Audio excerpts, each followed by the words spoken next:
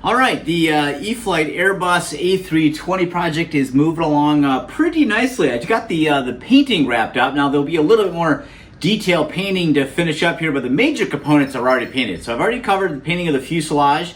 It comes in Behr white. I recoated it with an ultra high gloss white to kind of give it more of a shine, making it look more like a finished Delta airliner versus that white primer. The paint worked fantastic on top of that base white coat, and then I've also gone through and added the blue to the aircraft as well.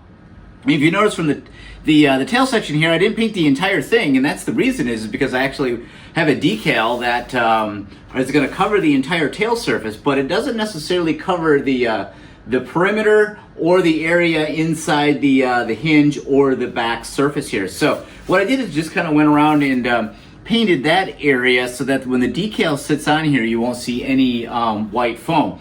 And kind of a tip here, if you want to make something that kind of holds the tail and makes it easier to paint, if you stick a pencil into the foam, this is actually the foam that came in the box for the packaging, that number 2 pencil fits perfectly into the spar hole that is in the tail. So you could do that. Now the tail will sit nice and vertical like this, and then you could paint around the perimeter, paint inside the hinge, paint around the bottom as well. That way, when you put the decal on, you don't see any white foam. This also works great for other airlines as well. Like for instance, I'm doing the Delta scheme, and the Delta decal is the entire tail section. But if you're doing another airliner and their scheme is very different, but the tail is painted different than the rest of the fuselage, you can use this exact same trick where you can hold the tail in a vertical position here and go ahead and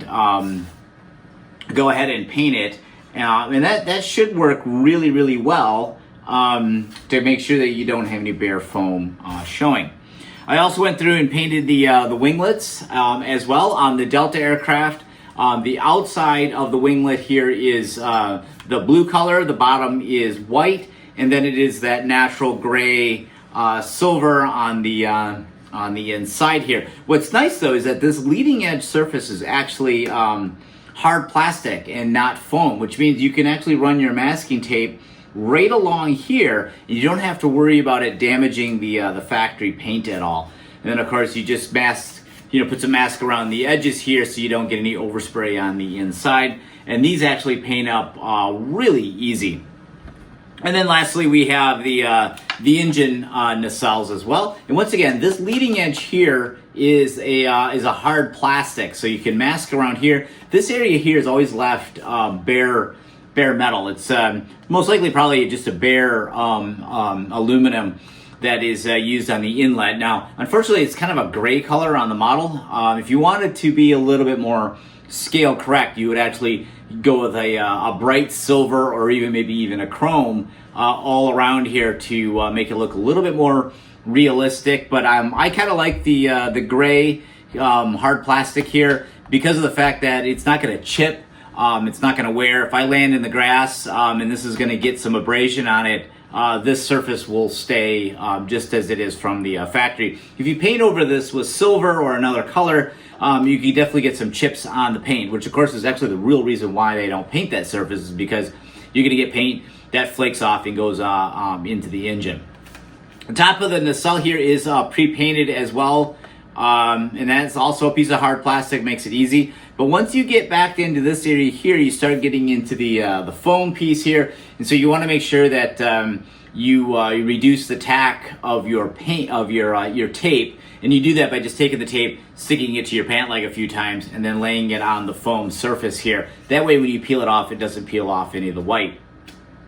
For the exhaust cone of the engine here, I went with Tester's jet exhaust, which is kind of a silvery gold color. It kind of mimics that burnt metal look in the staining you get from exhaust. And then the rear of the cone here, I actually used a burnt metal paint, which has a little bit more brown and gold with little bits of red and blue hints to it as well. And what I'll do is I'll actually, before the aircraft is done, I will weather this exhaust area here a little bit more so that it's got some other coloring to it. Because as metal gets hot, the different temperatures of metal that it is exposed to changes the colors. That's why you'll see everything from a gold, you'll see like a silver, dark colors, you'll see blues, purples, oranges, and other colors like that, and reds. So I'll actually use pastels, and I will make this area look a little bit more weathered, like it's been burnt metal.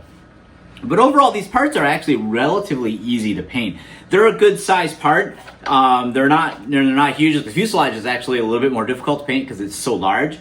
But these pieces here are actually relatively easy to paint, easy to mask, and really easy to handle. So you don't have any problems of painting something like these here. The Delta scheme is probably really going to be one of the easier ones to do, especially when it comes to painting. It's really, I mean, besides fuselage, this is everything here that needs to be painted. Now, the decal portion of the project, which I have not started with yet, is going to be much more complicated. Now, the Cali graphics as well as the factory graphics do include all the windows done in one straight shot. The hard part is going to be is keeping that level on the aircraft and making sure that the windows don't go up or down. You know, that's got to be nice and straight all the way around there. Plus, you have all the decals that have to go around the doors. You have the primary cabin exits. You have the emergency exits over the wings. You got to get all these in the right spot to make it work. Plus, the Delta decal is also going to be a huge decal to put on the tail. It's definitely going to be one of the bigger decals I've ever applied to an RC plane. So normally I would do that do a lot of that in paint versus a single decal. So I'm not totally sure exactly how I'm going to do all of this yet when it comes to the decal. So what I'll probably do is I will do maybe half of the airplane first, and then take some time to actually show a little bit in the next video on how to do the install, rather than having me try to do the whole thing on camera on the first shot, because I'm not totally sure how well it's going to go yet. The decals definitely present a little bit of a challenge, but I don't think it's going to be something that's going to be a huge problem. It's just something you got to think about in advance, how to make sure you get the decals nice and straight, how do you get the decal nice and lined up on the tail surface here, and then of course there's a lot of nomenclature decals that go on the Airbus as well.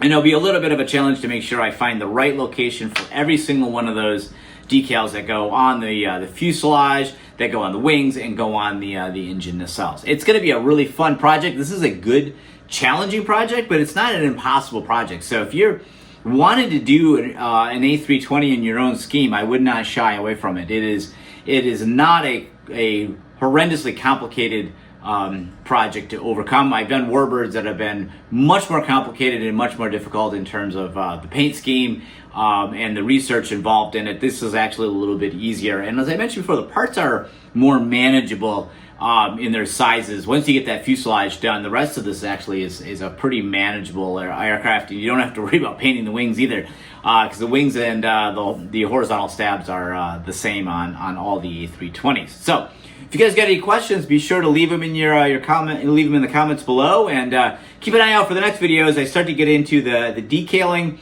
portion of it. Then after that, it will be weathering, which you don't think there's a lot of weathering on an airliner, but there actually is quite a bit that you normally never get a chance to see as long as you're a passenger. There's a lot that's going on underneath the wing, so we're going to weather it, and then we're going to seal the entire aircraft with a gloss coat when we're done. So it's coming along pretty good. I'm going to get started on the decals, and keep your eye out for the next video.